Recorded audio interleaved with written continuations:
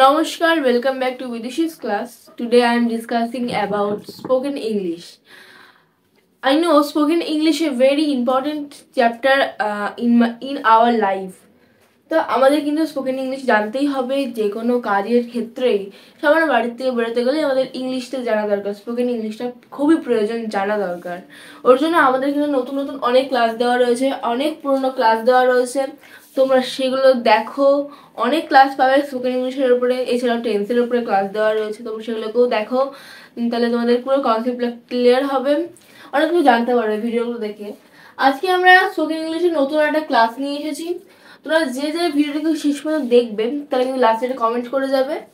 আর অবশ্যই like subscribe share তো করবেই যদি ভালো লাগে আমাদের চ্যানেলটাকে ভিজিট করবে দেখো আজকের বাক্য দেখো কি রয়েছে সে নেহাত শিশু তাহলে এটা জিনিস কি হবে he is but a child সে নেহাত শিশু তাহলে দেখো 2 নম্বর বাক্য তুমি নেহাত বড় আর বলে শোনো তুমি নেহাত বড় তাহলে you are but an elder তারপরে দেখো তিনি নেহাত আমার কাকা আমরা কিন্তু এরকম অনেক সময় বলি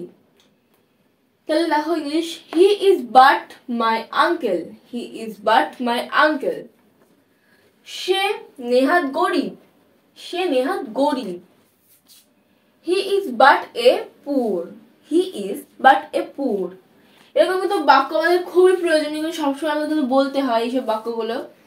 ওর জন্যই তারা নেহাত উপস্থিত ছিল They were but present. তারপর দেখো সে নেহাত প্রস্তুত ছিল না He is not but prepared. তারপরে দেখো আমার নেহাত একটা ভাই আছে তাহলে দেখো এই জিনিসটা কি হবে I have but a brother. শেষ বাক্য দেখো রামের নেহাত একটা সুযোগ ছিল না তাহলে শেষ বাক্য দেখো রামের নেহাত একটা সুযোগ ছিল না তাহলে এটা কি হবে Ram had no but a chance আজকের মতন এইটুকুই তোমরা এরকম ভিডিও পাওয়ার জন্য চ্যানেলটিকে সাবস্ক্রাইব করো আর লাইক কমেন্ট শেয়ার করে যদি ভালো লাগে অবশ্যই সাবস্ক্রাইব করবে আজকের মতন এইটুকুই ধন্যবাদ